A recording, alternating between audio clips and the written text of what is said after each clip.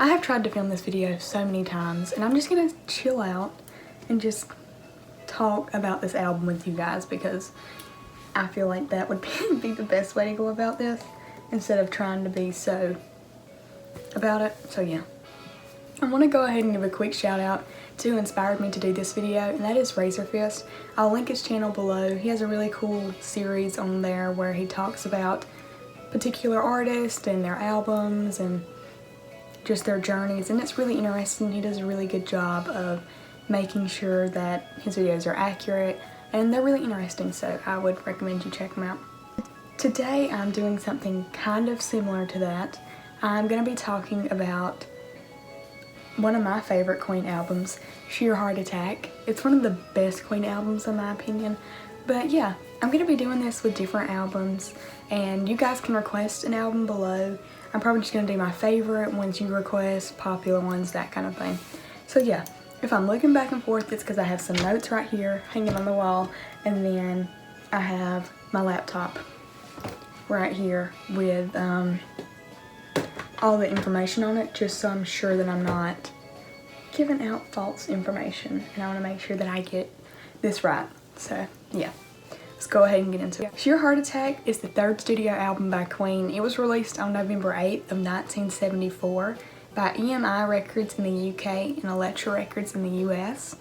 It was produced by the band and Roy Thomas Baker, I believe is his name. Sheer Heart Attack was the first Queen album to hit the top 20 in the US. It peaked at spot 12 in 1975, the year, not the alternative rock band. It is considered one of Queen's best works and a really important album in glam rock history. After releasing their second album, Queen embarked on the Queen 2 tour as a supporting act for the band Mott the Hoople. They toured the UK and it went well. Freddie Mercury didn't really like being a supporting act. He described it as the most traumatic experience of his life, but nonetheless it went great, and they decided to go tour America. This would be Queen's first tour of America, so obviously it's a huge milestone. They're all super excited, but it wouldn't go as they hoped. Unfortunately, at the height of the tour in Boston, Brian May discovered that he had hepatitis and the tour was cancelled.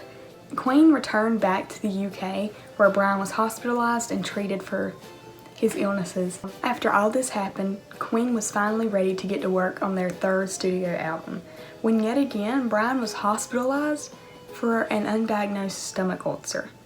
This left the remaining members of Queen only 2 weeks to complete their third album, which is insane to think that that all was like written in 2 weeks, but anyways, they left space in the album for Brian May to record his guitar and vocals upon his return, which he did in most of the songs. Unlike Queen's first 2 albums though, this album was not as progressive. It stuck a little bit more closely to their rock and roll roots and is often considered a hard rock album, despite the more obscure past 2 albums.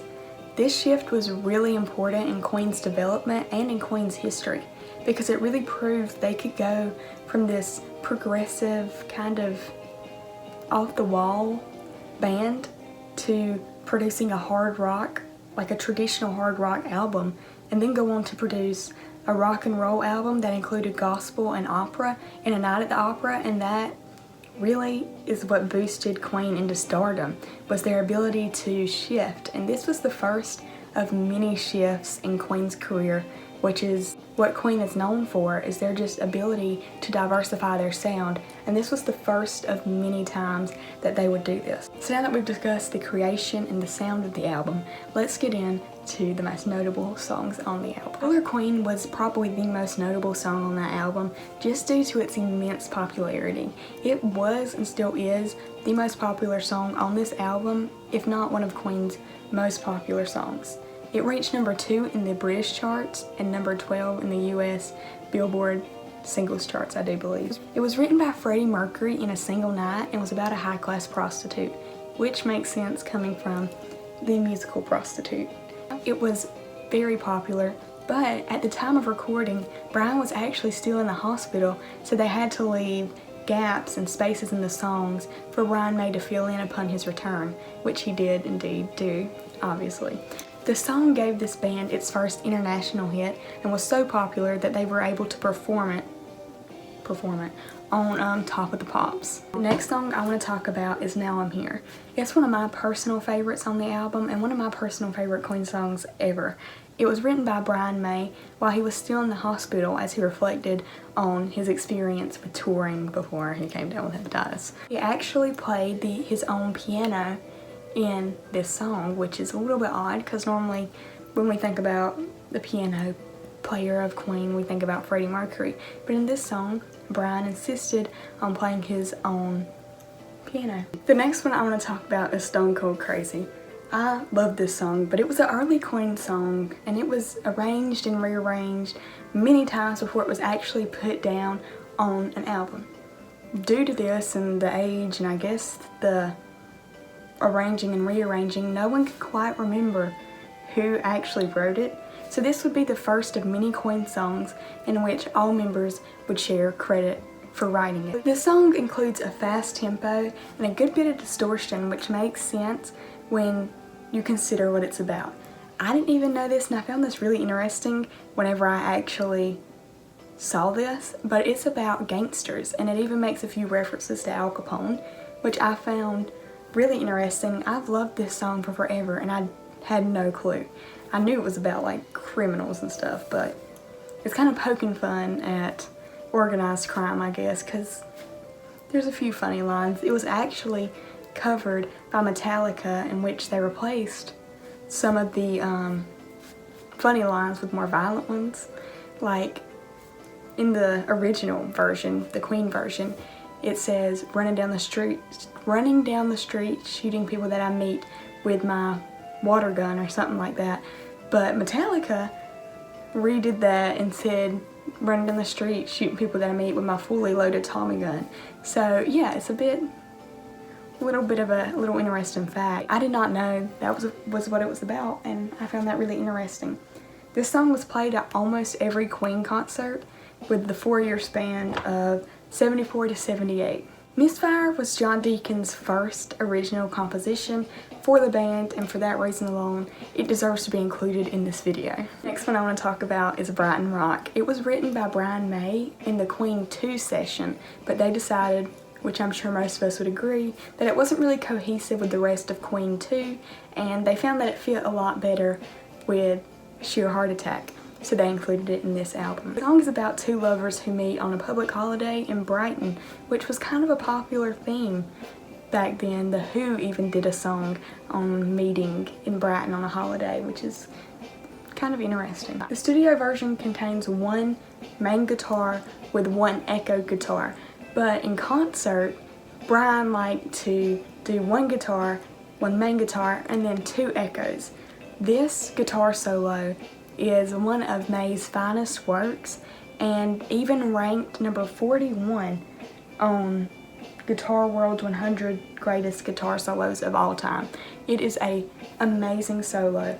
Live, I mean, I haven't heard it like live, but you know, live through video and in studio, it is amazing. The next thing I want to talk about is something I found really impressive for the short amount of time the band had to work on this album, but that is the Tenant Fluster, Flick of the Wrist, Lily of the Valley medley. It is 3 songs, the first one being Tenant Fluster by Roger Taylor, in which he sings the lead vocals and Deacon filled in for Brian and the guitar, and it leads in to Flick of the Wrist by Mercury and another Mercury song, Lily of the Valley. I just found this really impressive and really interesting, so I figured it was worth mentioning. Now on to my most favorite Queen song ever. Of all the albums, all the singles, everything Queen's done, this is my favorite song. And it is In the Lap of the Gods Revisited. Not to be confused with In the Lap of the Gods. Despite their sharing of a name, these two songs have no relation and are two totally different songs. In the Lap of the Gods Revisited was written by Freddie Mercury, and it was his first attempt to create a song in which the audience had an active part in the song, and it's often seen as the precursor to the more popular We Are the Champions and We Will Rock You. Honestly, this song might be my overall favorite song of every genre, every artist. I love this song, and I have, ever since I heard it a few years ago, I just fell in love with it. And it's a song that I never get tired of. I can just listen to on repeat and never feel the need to like stop, which is probably just a little bit obsessive, but it is such a good song, and it is my favorite. Sheer Heart Attack is one of my favorite Queen albums. Not only is it of huge significance to the band and full of milestones, but it's also of a lot of historic value to the glam rock, hard rock, rock and roll, just the music world at large. It is really where Queen kind of began to come into their own sound, and it's just an incredible album. So thank you guys for watching. I hope you enjoyed. Like I said, if I have any misinformation, feel free to correct me below. If you have any suggestions for albums you want me to make videos on in the future, then comment those below. Thank you for clicking on. I hope you enjoyed. Wishing you love, peace, and happiness. Goodbye.